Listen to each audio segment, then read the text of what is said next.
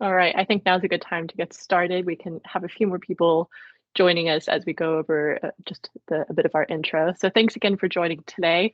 Our webinar is on navigating fraud regulations and trends in the UK, Singapore, and Hong Kong. My name is Olivia Kearney, and I am the Head of Insights and Partnerships here at Plenitude. We are a niche consulting firm specializing in financial crime risk and compliance, and we are appointed to the Financial Conduct Authority's Skilled Person Panel for Financial Crime. We have offices in London, Paris, and Hong Kong, and we are fortunate to work with a wide range of clients, varying in both size and industry.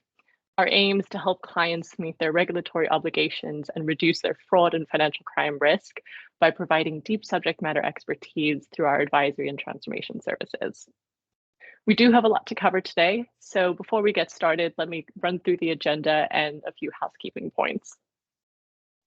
We will start off the discussion with an overview of the banking fraud landscape in the UK. Then we will cover insights and trends from Hong Kong and Singapore. Following that, we will move into a panel discussion, following on some of the strategies and challenges around fraud prevention, as well as aspects of risk mitigation and regulatory compliance. We will also be sure to leave some time for any questions at the end. We want this session to be as engaging as possible, so please do submit your questions in the Q&A box and we'll try to get to them, as many of them as possible. However, if you prefer to remain anonymous with your questions, please feel free to email them to me at olivia.kearney@plenitudeconsulting.com. I'll be sure to put my email in the chat box for anyone who wants to email me directly. Today's webinar will be recorded and we'll be sure to send it out to everyone following the event. So please just do keep that in mind. With that, let me go ahead and introduce today's panel. First of all, we have Justin Lamb. He is a senior executive in our Asia office. He has over a decade of risk, regtech, legal, and compliance experience, particularly specializing in financial crime compliance transformation across Asia. Then we have Sharon Chu, a risk and compliance specialist from Dow Jones. She has over a decade of experience in compliance and due diligence, specializing in AML, counter-terrorist financing, and anti-fraud programs across the Asia Pacific. And finally, we have Chris Bone, who is a senior executive and fraud lead at Plenitude. He has over 14 years experience in fraud and financial crime roles across the finance sector, and he specializes in operations and fraud risk management. With that, let me go ahead and hand it over to Chris to give us an overview of the UK landscape. Thanks, Liv, and good morning for those in the UK and good afternoon for those that are in Asia. So I think for those that know, as far as the UK and Europe are concerned, we know these facts fairly well. Total fraud cases across the UK in H1 of 2023 totaled 580 million, and that's fraud and scams for the first half of that year. Now, that is a 2% reduction on what the data is showing as far as the same period in 2022. The interesting thing with that, though, is that almost half of that, 239 million, was actually made up of scams. Now, looking at the data, we can see that that is a 1% decrease in the same period from last year.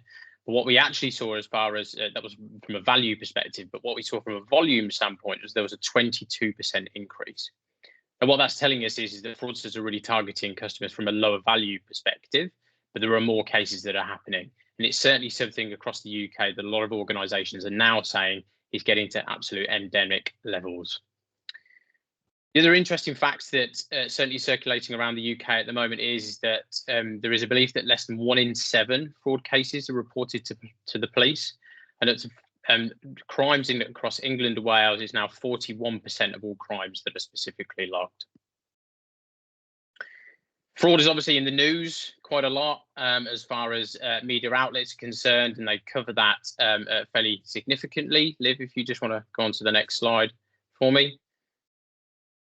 So I think the other key thing that we're seeing across the UK and globally at the moment is that, you know, as much as obviously fraud is at endemic levels, what we're seeing as far as root cause is concerned is that a lot of this fraud is originating from social media platforms, up to 80%. Okay, it's a significant impact on our customers. We know that there is lots of organisation work that is going on specifically to tackle this. I think the other thing that's really interesting across the UK at the moment is AI, and globally is a really significant threat as far as fraud trends and fraud detection is concerned. Ultimately, as far as fraud is concerned, AI is a big threat both to customers for the fact that deepfakes, and Justin is going to cover deepfakes a little bit more around some of the cases that I'm sure that you've seen over the last few weeks. AI is going to be a really big trend, and is certainly a trend that a lot of organizations are seeing that are very concerned about. I think the other thing as far as the UK is concerned is money mules, and we've heard a lot about this over the last few years. Money mules certainly targeting the 21 to 30-year-old age bracket is a really concerning stat, and organisations are really working hard to make sure that they do that, to ensure that as part of the PSR mandatory reimbursement, the liability shift is going to be minimised as much as possible, specifically for their organisation. I think the other thing as well that's really hitting hard from a UK perspective is the cost of living crisis. And what we're seeing is that purchase and investment scams have absolutely skyrocketed over the last 12 months.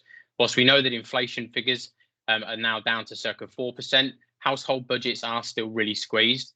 And ultimately, people are looking for a bargain, a deal. And a lot of the time that's seen on social media, marketplaces where people are offering good deals that are too good to be true. Another key trend that we're seeing across the UK at the moment is insider threat. Again, there's a lot of research to suggest that actually from an insider threat perspective, that is actually being driven by the cost of living crisis. Whilst insider threat has always been there, actually we're seeing a really big increase as far as some of the cases that are being reported out, and organisations are seeing a lot of pressure from an insider threat perspective, specifically internal fraud. And there's a lot of work that's going on to look to make sure that organisations are mitigating that as much as possible. We've already mentioned AI and deep fakes. I think the other concerning thing that, from my perspective, that we're seeing a lot in the industry at the moment is mobile banking malware, which by default leads to customers being scammed from a mobile banking perspective. There's been a fairly significant rise over the last 12 months, certainly the data that we've seen, that organisations are struggling with that. So it's, again, a real key trend that we're seeing across the UK as it currently stands. Justin, I think key regulations across the UK and key initiatives. So I think the other thing that we're seeing as part of that is that there is a lot of work as far as regulations are concerned. The PSR mandatory reimbursement is certainly something that everybody is talking about at the moment. It's certainly something that a lot of organisations are worrying about. We know that it goes live in October the 7th of this year, and that 50-50 liability split is going to be absolutely game-changing as far as this year is concerned. The other element is a failure to prevent offence as far as the Economic Crime Transparency Act, the Online Safety Bill, and the confirmation of payee rollouts. Now, whilst that's obviously as part of the confirmation of payee, big organisations have now had that in place for a fairly long time. Group 2, as far as PSPs are concerned, are being asked to roll that out across the next 12 months to ensure that confirmation of payee is a broadly accepted level of fraud risk prevention. As far as the UK is concerned, though, there is some good things that are going on at a national level. The government has obviously released very recently their fraud strategy that is kind of made up of kind of 3 key pillars that organisations that they are working specifically at a national level to help to prevent fraud.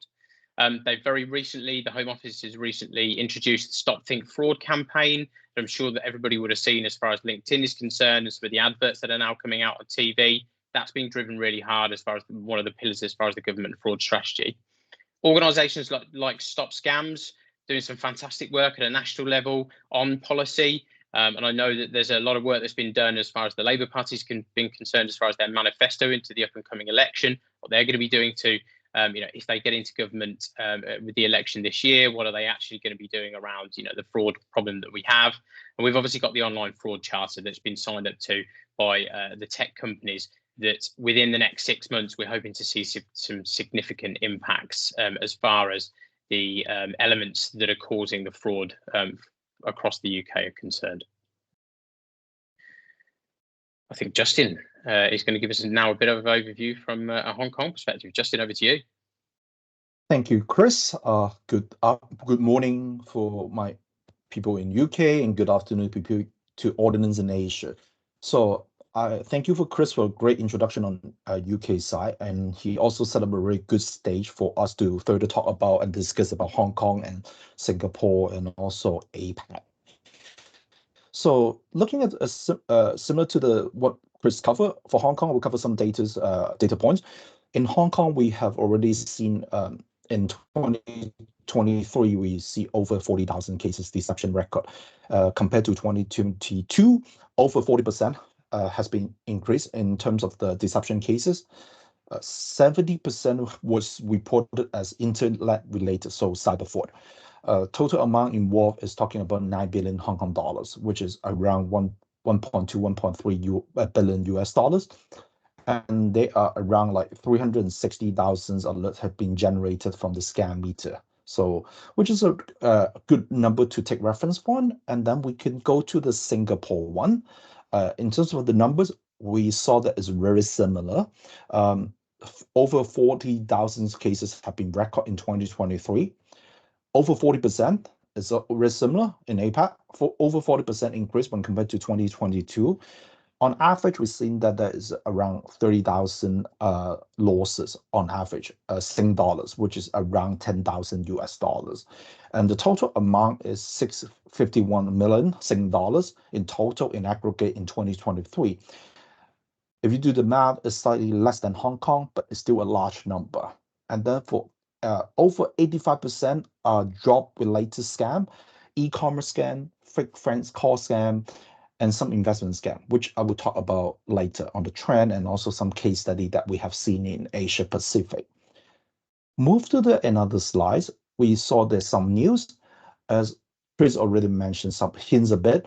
One of the very well-known cases which happened in Hong Kong a few weeks ago is about deepfake scam. One of the finance managers working in one of the trading company in Hong Kong with a headquarter in UK, he paid out over 25 million US dollar, which is equivalent to around 200 million Hong Kong dollars, after talking to CFO, which he or she thinks that is a genuine one, but later find out that is generated by deepfake, which is one of the incident that is recently reported in the Hong Kong cases. It's also raised another awareness. For audience may know that in my previous practice and roles, I have covered a lot of eKYC solutions for a lot of banks, challenging banks in the regions. eKYC is one of the key controls, and right now we see that deepfake is getting mature, and a lot of peers are talking about how to deal with that. And for us, we also working with different vendors to see what kind of solution that we can provide in this kind of incident. On the other hand, on the right bottom, we see that there is a losses on so-called sham platform. So last year, in late 2023, there's a very well-known cases. It's called JPEX cases. It's talking about the fraudulent trading platform.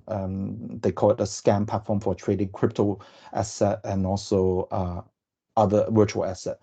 And later it found out it's a scam. That's why Hong Kong is starting to regulate this platform. And later there are a few other similar platforms have been discovered in Hong Kong. On the other hand, in some of the news, we also see that there's some embezzlement going on. Some of the banks, some of the relationship managers, private bankers misappropriate some of the asset to their personal account and buy luxury goods in different locations under their name. Apart from Hong Kong, we also see that in Taiwan, there's a lot of investment scam going on.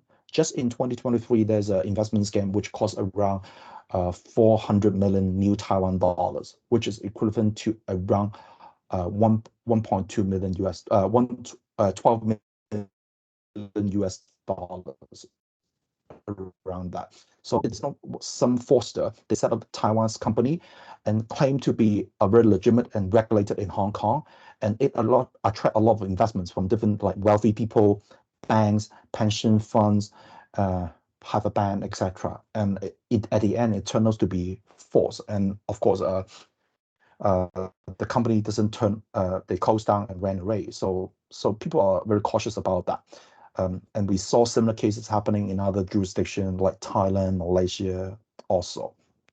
So after talking about the trend, I guess it's good to talk about the case study. Is talk about other trends that we have summarized in Justin, the next slide. I'm so sorry to interrupt you. I just want to, while we're still on this slide in terms of the news stories, we do have a question in the chat that's just a bit pertinent to this one. So either you or Chris, if you can answer this one.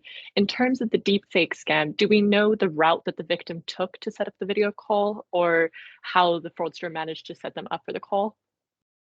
Okay, maybe I try to answer some of them. Like based on the news, and intelligence that I gather from my peers and other industry peers, it seems that the team's invite looks genuine also at the same time. So the virtual call is originated from the company website or the company server.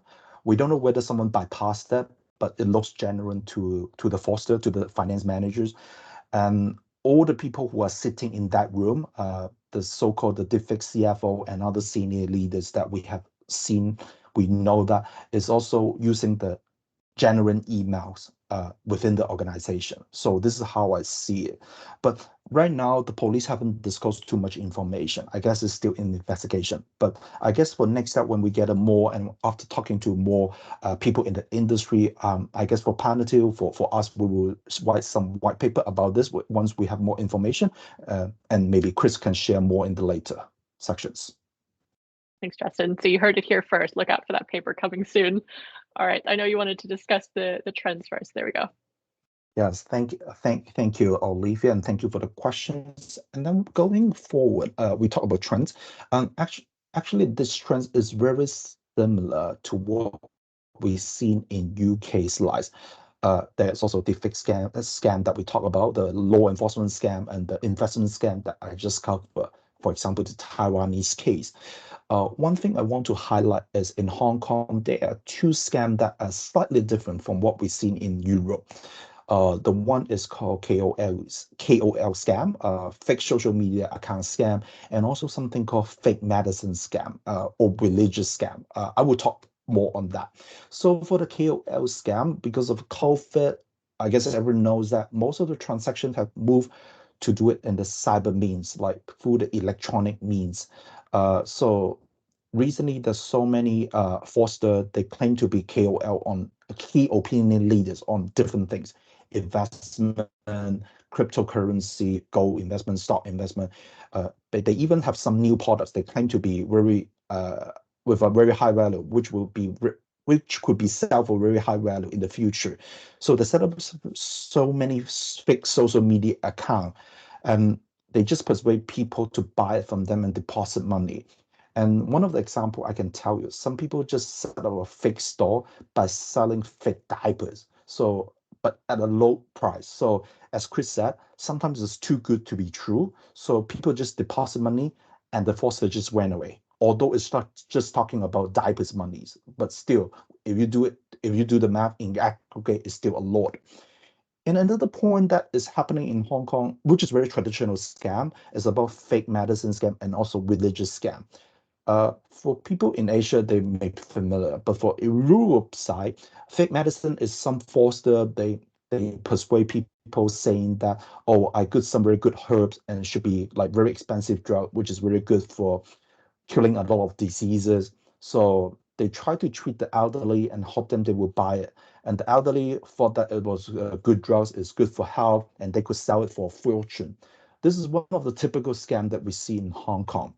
On the other hand, there's something like religious scam. What I meant is some of the people who are very distressed and the forced to look into that, and they claim that I can do some religious ritual to help you mentally better. Uh, so you just give me some money, you deposit the money to me, I do some ritual for you, and then I will return the same amount of money to you. Uh, of course, at the end, the forces just went away and with their own money. So this is something called religious scams that we have seen in Hong Kong. Going to another one in Singapore, I guess it's very similar. You saw the slides is also very similar. One thing I want to highlight is about the employment scams, which is, I guess, one of the reasons why Singapore slightly have more employment scams is due to the geographic location in Southeast Asia, and also. And also the reason I raise it is because I found more data on this kind of scams in Singapore. And we observed that usually those victims of this kind of scams are young adults, aged between 20 to 39 years old. They may be fresh graduate, they're desperate for jobs, so that's why they fall into this kind of scam. And also one of the studies that I could share is the data is in Asia Pacific, most of the scams right now is happening is usually in Thailand, Vietnam, Hong Kong, and also Vietnam, Thailand, in Hong Kong and Vietnam and also Thailand. So on average, people in those cities, on average, they receive 1 crore per week in general. So I think the number is a very good reference point for us, especially for those who are heading the fourth team in your own organizations.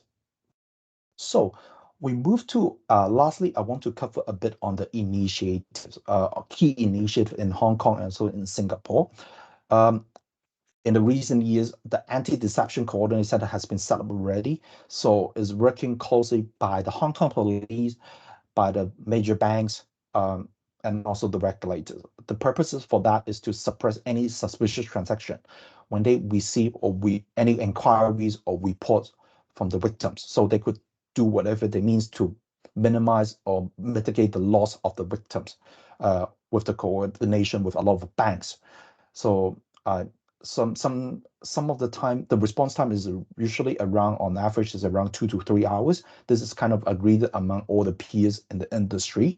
And also, for general public education, the Hong Kong government also set up the scameters, which also teach the general public about how to identify fraud. And also, if they're suspicious, they can input the names, the IP address, the website, or the email address that they are going to transfer the monies. They could put the names onto that so that they could check against whether they have been reported as a scam or not. Lastly, for Hong Kong, there's something, the platform is called FinNets. This is a proposed platform which a lot of banks could share fraud transactions. This is a proposal. Some of the data's key identified information could be shared, like day of transaction, some of the personal informations like day of birth, etc. That will be shared, and that will be only could be used among the peers in the banking industry and some of the financial institutions. Going to Singapore, in the mix, we have something called Cosmic. This initiative is very similar to the Hong Kong one. It's also run by the Singapore police, together with a lot of banks in Singapore, so they could share the similar transaction or data that I've mentioned in FinNets. So this could be used by a lot of peers in the banking industry. On the left, we have the proposed share responsibility framework. This is very similar to what Chris has covered on the PSR. This is an initial proposal laws in Singapore. It's very similar to the PSR, but not only cover financial institution, they also cover talent communications. So what it means that is when the underlying customers suffer loss due to fraud, not only bank will be responsible, sometimes the financial institute, so sometimes the telecommunications is also will be responsible for that. Lastly is about the Sham Shield app, is very similar to the Scameters that we can see. And then lastly, we saw that the Singapore initiative is also happening in Australia. We also seeing some proposal coming up in Australia also. In summary, we saw that Europe or UK is a very good reference point for people in Asia, because we see that APAC is also moving towards that direction in the near future. So I guess that pretty much on my side on APAC. For the time being, I pass it back to Olivia so that we can move to the panel discussion. Perfect. Thank you so much for that, Justin. It's really great to kind of get that comprehensive overview of the fraud landscape. So now let's maybe jump into a little bit more of the specifics around the strategies and challenges around fraud prevention. Let me go ahead and start with you, Sharon. From a Dow Jones perspective, looking at your existing customer base across Asia, what are some of the good practices that you've seen adopted to prevent the rise in fraud? Thank you, Olivia, and thank you very much, Justin and Chris, that you're sharing on UK, Hong Kong, and Singapore, how these trends are. And I think we have several aspects to look at the best practice in the market. We see that the banks are now setting up the dedicated anti-scam teams to help the people, to help their customers. These teams would collaborate with police. Like Hong Kong, we have anti-deception cooperation center from police. And this is a very essential part to help the customers and educate them on how to try and prevent falling as a victim to the scam. And especially nowadays, people are using a lot of digital banking. People rely a lot on their mobiles. And the anti-scam team take the initiatives to work on various aspects to help the customers. For example, sending the alerts, calling the clients, money log, etc. All these would definitely help the customers to become to prevent the fraud. Secondly, we see that the organization are also using the list from the regulators, such as there are lots of different lists issued from different regulators among the regions. For example, Hong Kong MA, they have the fraudulent websites and emails list. And Singapore, from MAS, they have the media release to talk about any fraud or websites that you should be aware of.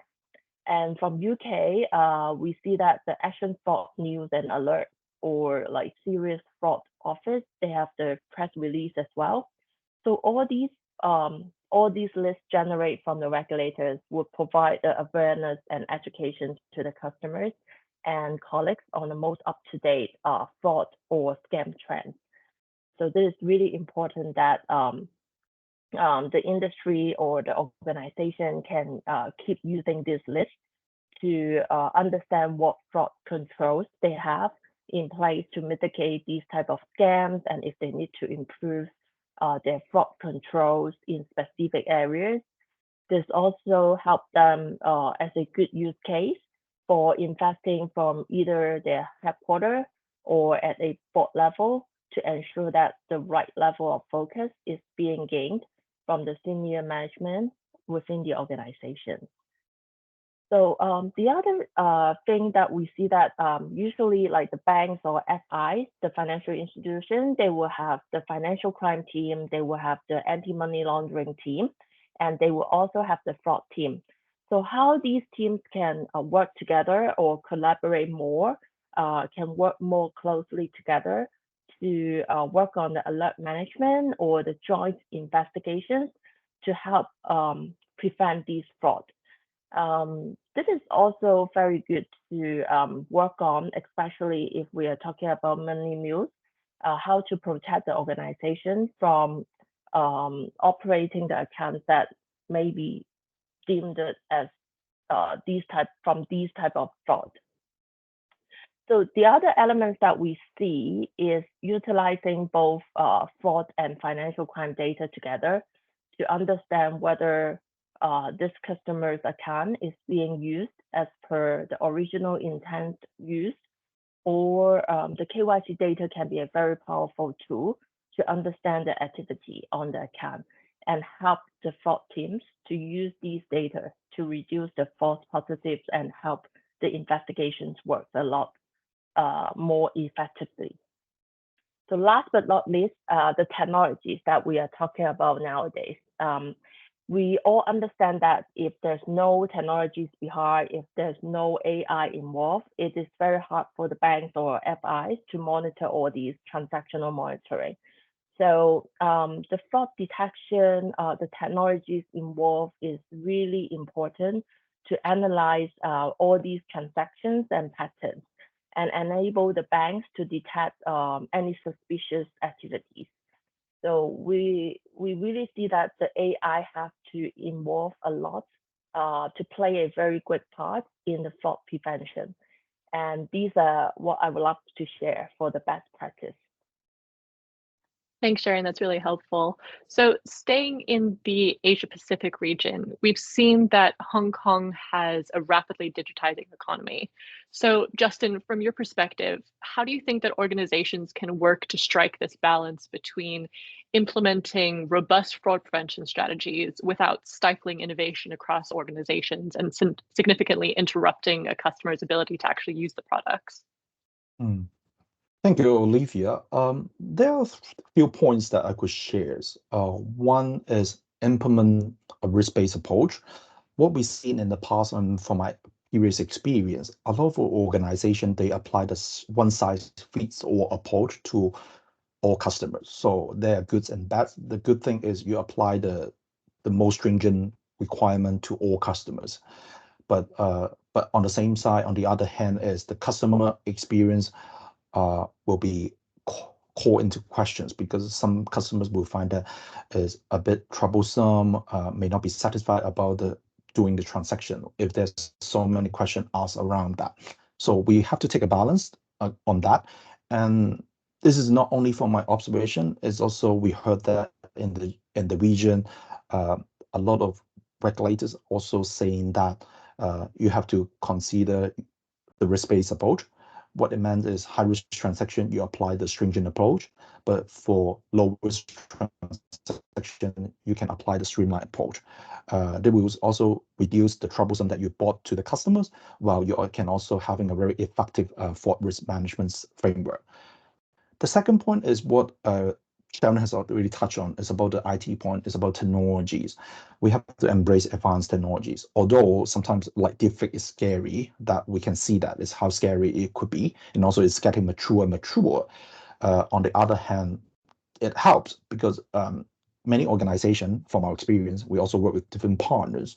A lot of organizations that they have different initiative on technologies. They try using AI, machine learning, and data analytics. And one of the key points is doing that is using data analytics could identify the anomalies, the patterns, which is very key on fraud detections. So which not human eyes could do it. So this is one of the key that which I believe a lot of Sharon or Chris kind of covered that already. Lastly, I think it's about education. In my previous sections, I talked about the fake medical scam. Actually, this is about education. Education on two sides. One is on the customers, one is on the staff. On customer side, no matter how well you do on your food from the organization perspective, if your customer is not aware of the controls that you're doing, they always give out their one-time password to anyone. They always easily give out their IDs to unknown people. They are always vulnerable to fraud to a certain extent. So education will be one of the key. On the other hand, it's about education on staff. What I meant is when the compliance people, they implement different type of risk control, it's good to explain the rationale behind that so that the staff can fully understand what it is about, so that they can carry out effectively in their daily work. And then they can also ask the right question when they spot the suspicious. So that's my 2 cents on that. Thank you, Olivia. I think Olivia as well. Chris. Just to interject a little bit from my perspective. So I think that the innovation piece is, stifling innovation is a really key element there. Ultimately, I think fraud should be an enabler for an organization, and actually getting buy-in across both product and technology teams as well as operational teams is absolutely key. Ultimately, fraud defences need to be proportional, and I think organisations, whilst as we can see in Hong Kong, the digitalisation journey that have gone on is fairly significant. There's lots of new technology that's being implemented out there as far as real-time monitoring and screening is concerned. Ultimately, it has to be proportional. So I think for me, the biggest element is how do you make sure you've got all stakeholders on side across, like I said, product, technology, operations, and customer experience teams, so that actually you can get the buy-in as to why you need to increase these fraud defences. Thanks, Chris. That's really helpful.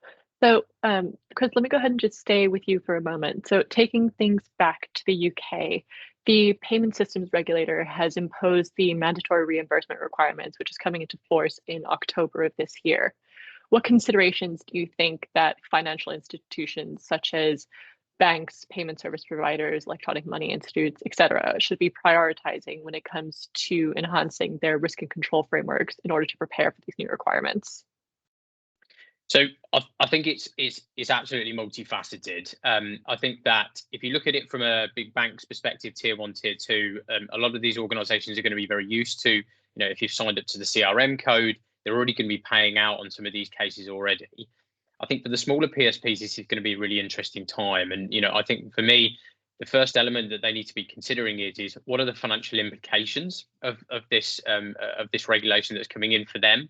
And how can they work really closely with finance teams to start to forecast out what that actually means from a fraud and scam loss perspective? We know now that the PSR have been quite clear in the fact that there is a 415k maximum reimbursement level. That for any organization is a huge amount of money, but for some really small PSPs and fintechs, that could be cause liquidity problems. So working really closely with finance, making sure that actually that fraud loss is forecasted out for the next few years is going to be absolutely key. I think the other element is understanding, as Justin's alluded to a little bit already, fraud risk assessment. Where is your risk, okay, and what actual controls do you need to have in place to ensure that you're mitigating that risk as much as possible, as I've said, from a proportional perspective. Ultimately, that will give you a really clear view on where that risk is and how those controls then should be implemented as part of that. And you can then look to use key performance indicators, key risk indicators to track those and report them up into board level so that the organisation can understand the impacts of this moving forward. I think the other elements for me is your operational teams. I think that I was lucky that I started my fraud career in fraud operations, and I think that the operational teams are going to be again really thrust into the limelight again for this, specifically around the fact that organisations are going to have to by default increase friction on payments. Now, yes, of course, you can look to digitize journeys, but I think there's going to be a big shift back towards human-to-human interaction to make sure that actually you can specifically talk a customer back from a cliff edge. So actually, what is those operational processes you need to have in place? Are they really clear? What is the training that you need to be giving to your teams that are on the front line to spot, if a customer's a victim of a scam, and actually if there's a payment that's being held? And secondly, how do they talk a customer back from that cliff edge? I think the other elements for me, there's probably a couple more. Having a fraud response plan. I cannot express enough how much this is absolutely valuable to any size organisation. And whilst a response plan is normally used as far as a fraud attack scenario is concerned, we've seen from today that obviously the data that we can see that a lot of these cases do end up in the media, right? If you are, whilst the majority of cases will be reimbursed as part of the PSR mandatory reimbursement, if you decide to hold someone liable as part of that and you believe that it meets the threshold, then actually understanding what that media response will be, right? If it's up to the 450k or more, it's going to get some media attention. So having a robust fraud response plan in place so that organisations understand who is responsible for those responses, and really clearly guidelines as far as media communication, as far as fraud attack is concerned. And I think the overarching element of this is having an assurance testing plan in place. I think that there's going to be a lot of focus from the regulator around the compliance as far as this regulation is concerned. So making sure that you're working with second line teams to really build out a comprehensive assurance plan is going to be absolutely key. Thanks, Chris. Just going back to one of the points that you were making around the liability, the 50% liability, what is a key takeaway that our audience should take away when it comes to effectively minimizing their risk and navigating this 50-50 liability split? So as you've mentioned, the 50-50 liability split is on sender and a receiver. So from a receiving perspective, I think from my standpoint, it's about understanding the mule risk that you have as far as your product set is concerned. Obviously, money that is received, there will be that 50-50 liability split across organizations. Do you have a mule problem? Have you recognized that already? And is there controls that are being put in place to monitor transactions from an inbound perspective? I think, again, I've already alluded to it probably in the last question a little bit, is around that outbound transaction monitoring. That's fairly standard practice as far as fraud risk prevention, across the globe at the moment, and certainly has been for a while. Actually, what are those key elements around? Are you going to refuse payments to customers? Is that something that your organization is going to put in place, that actually you're going to try and safeguard a customer? So I think for me, I think the two key things is understanding your risk and actually what is your approach as far as that outbound transaction monitoring is concerned, and how do your operational teams effectively implement those strategies to protect those customers. Thanks. So what we've heard about the UK's approach to APP regulation, and considering what we're seeing in terms of potential regulatory changes across Singapore and Hong Kong, Justin, from your view, what are some of the lessons that can be learned, and what do you think organizations in the Asia Pacific region can do in order to start improving their fraud risk mitigation? Sure. Thank you, Olivia. Thank you for your questions. I believe Chris slightly covers a bit. The first point is about conducting a risk assessment, a fraud risk assessment. Why this is a key. Doing a fraud risk assessment can give you and your organization the idea about how well you are right now, and then it gives you time to constantly review your current framework and see whether it meets the local requirement. And also it also gives you a chance to review whether the right data has been captured, or the right trend has been fraud trend has been captured by your current fraud controls. And another point is doing fraud risk assessment is like a communication tool. It serves as a purpose for some organization, because for Asia Pacific, especially for Hong Kong and Singapore, we are both like international financial hub. A lot of organizations, they are not originally from APAC. They could be having a headquarters in Europe or North America or in other places, or they also have a regional office to report to. So doing a risk assessment could serve as a communication and bridge the gap between the local office and also the headquarters and regional office. It helps the regional office or the people at the headquarters level to understand what the local requirement is and how to mitigate it. And most importantly, from my experience, usually local organization does not have the same level of resources and support they have at headquarters. By doing so, it also serves as a review process and ask for assistance from the headquarters and regional office to ensure that the local entities will comply the local requirement. On the other hand, I guess another point is about technology. So we talk about technology. Sharon talked about technology. I also talk about technologies.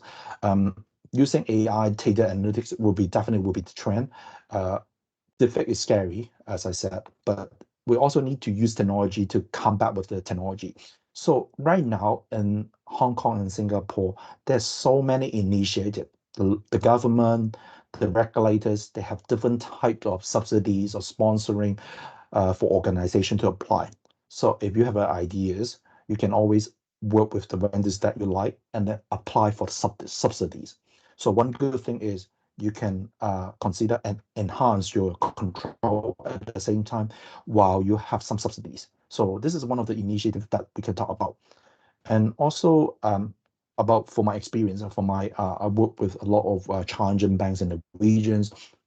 The regulators knows that, like for challenger banks or some fintech company, they use a lot of controls through the technology means.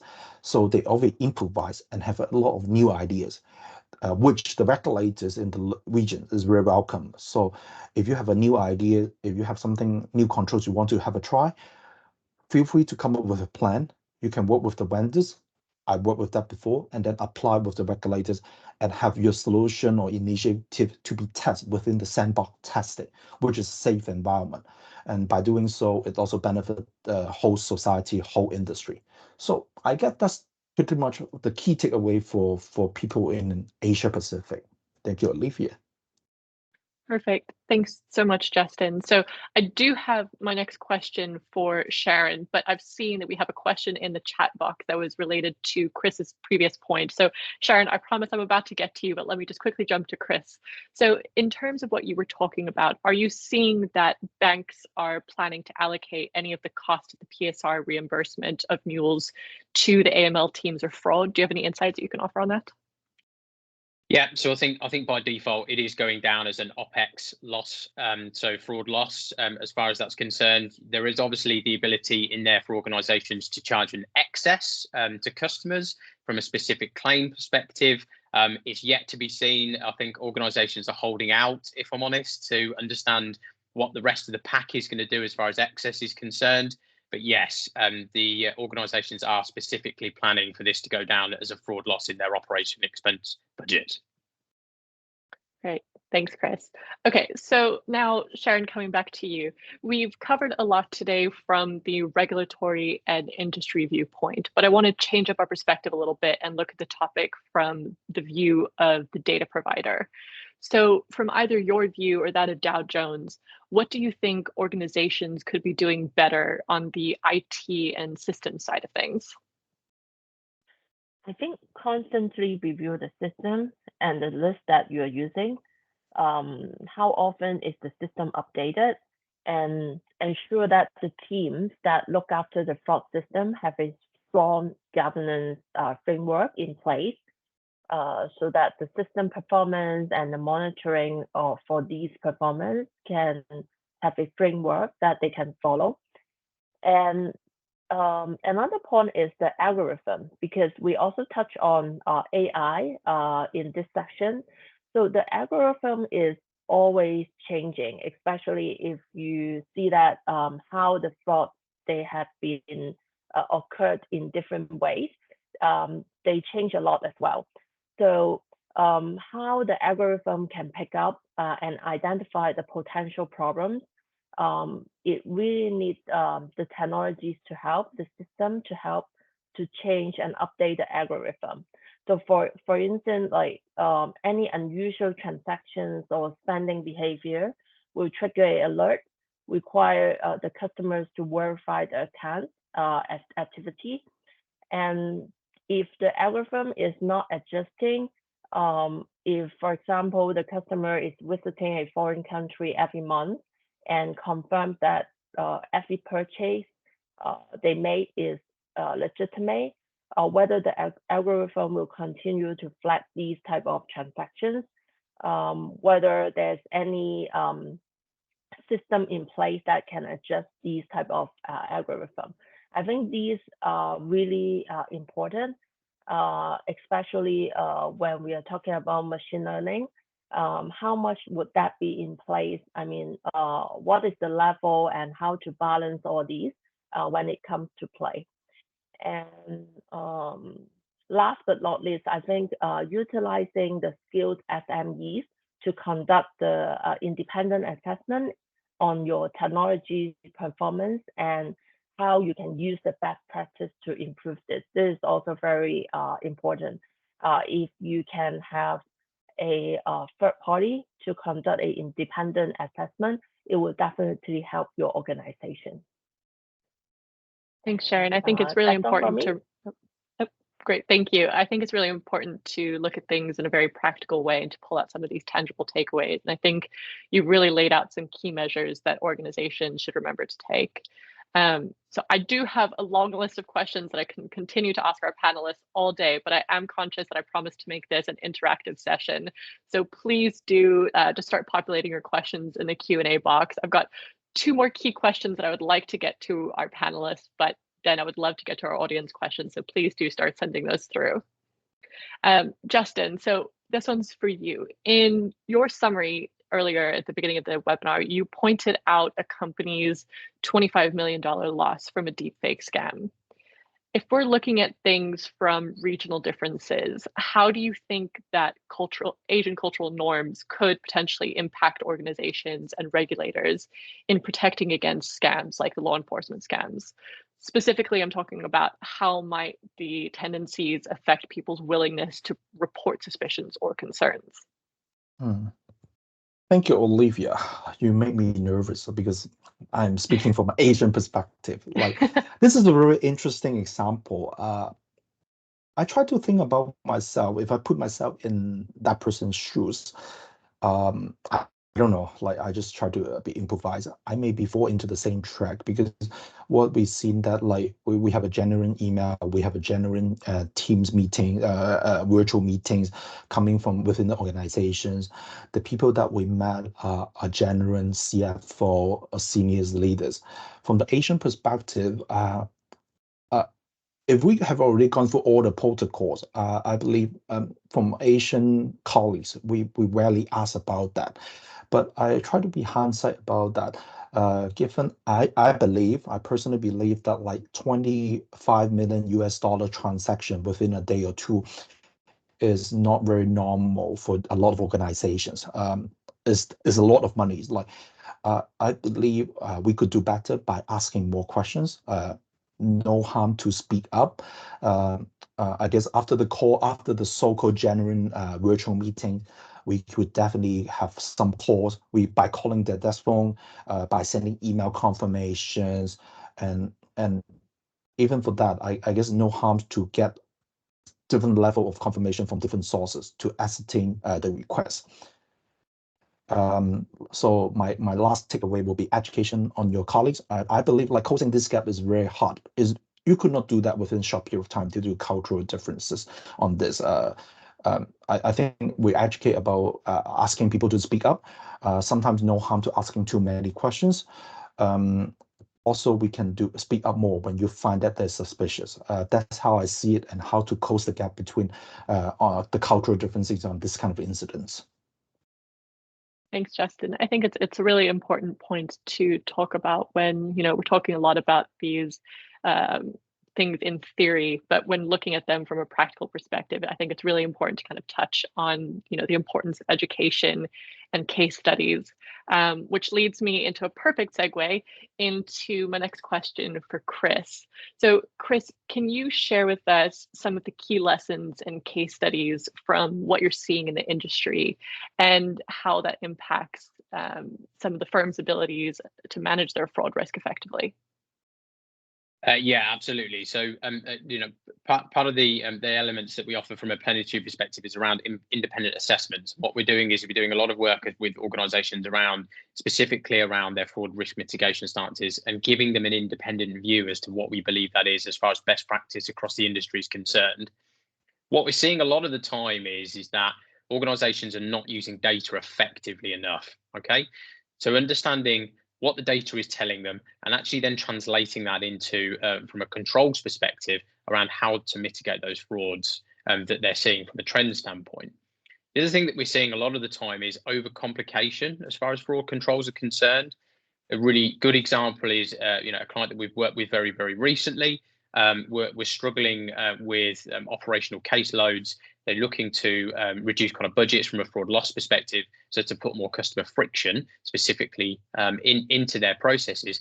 But what they were struggling with is high FPR. Okay, and when we did the review as far as the actual organization's performances from a technology standpoint is that we saw that actually the rule base had got a lot more rules in there than were actually probably needed, and it wasn't leveraging the data within that system effectively enough. So ultimately what we were able to go into the organization, build out a really clear framework as far as kind of rule governance and rule performance is concerned, match that back to the key performance indicators that the organization wanted to achieve, and significantly then impact that performance of that solution.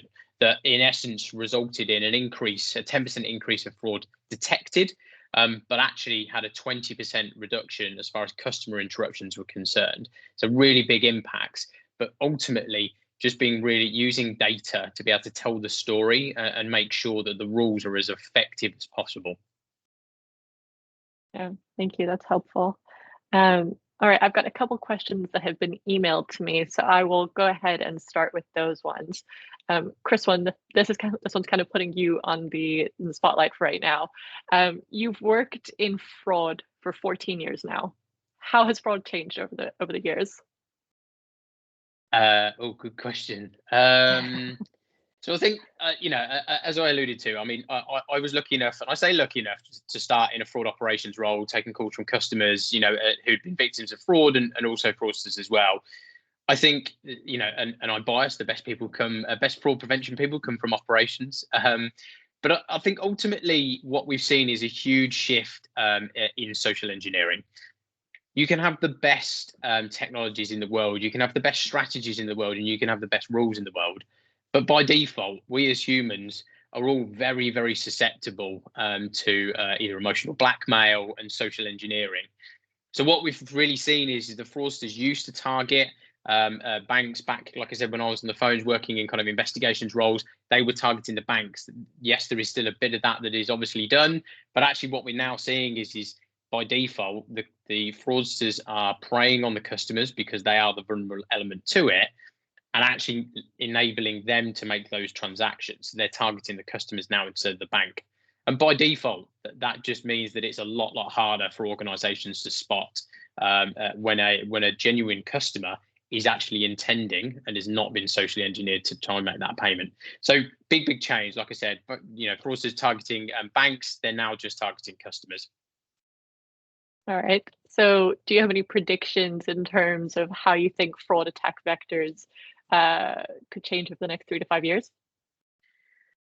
Great question.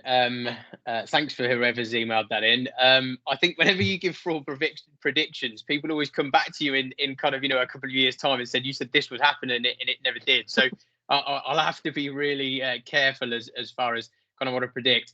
I mean, I think ultimately we're gonna still see a huge amount of APP fraud in the UK, and I think scams across the globe. There's lots of research been done as far as the Global Anti-Scam Alliance is concerned. This is going to be a problem, and I think regulators are going to have to keep up as part of that. I think the other interesting thing is, we've talked about it a lot. AI is going to play a massive part in both prevention and from an attack perspective. And I think actually one that's maybe a little bit left field for me, that certainly I've been keeping an eye on, certainly out of interest, is around quantum computing. Quantum computing is going to significantly change the landscape from a technology perspective, and by default means that the existing encryption methods that we use across the globe are going to be very susceptible. Read recently within the news that Apple is just rolling out a brand new encryption technique for iMessage because they are so concerned about quantum computing. Whilst quantum computing at the moment is very much a case of it's still, it's not necessarily been commercialized, I think that we're going to see a breakthrough over the next 3 to 5 years. And by default, that means that data compromises, I think, will become, I suppose, more of a regular occurrence than what we're seeing as it stands today. Perfect. Thank you. I'm conscious that we are rapidly running out of time, so you've got 30 seconds to answer this next question. How do you think that banks and PSPs should protect themselves from bad actors and friendly fraud? There's the potential that first-party fraud will increase as people are taking advantage of the regulations. Yeah, so the moral hazard, right, of introducing the mandatory reimbursement. So I think by default, it's making sure that you have a really clear view as far as your first-party fraud strategy is concerned. What are those trigger points that would mean that a customer's claim would be reviewed a little bit more in depth? Have there been multiple claims over the same period? Are you seeing specific elements that are linking multiple claims together, be it from other people? I absolutely think that that's going to be something that organisations need to be aware of, and I think it's going to be really interesting to see how that plays out as the mandatory reimbursement starts to take effect, and we start to see the volume of claims increasing by default, because customers are going to be getting a significantly more money back than they are today. Great, thank you. There are a couple questions that I don't think we're going to have time to get to, but I think that's a sign of a good event. So we'll keep those in mind for any future papers or webinars. I think that this would be a good time to wrap up. If you have any other questions that you think of or that you didn't want to ask yet, please do feel free to send those through. I want to thank you so much for your time today, and a huge thank you to our panelists, Sharon, Justin, and Chris, for your time today. I know that they put a lot of work into trying to make this the most informative session for all of you. As a reminder, if you want to learn any more about the services that Plenitude offers or stay up to date with any of our newsletters, please do drop us a line and we'll make sure to get you signed up for that. And as a reminder, you will get the recording of this webinar following the event. Thank you again, and I hope you all have a great rest of the day. Thanks, Thank you guys. very Thank you. much. Thank you. Bye. Have a good day. Bye-bye.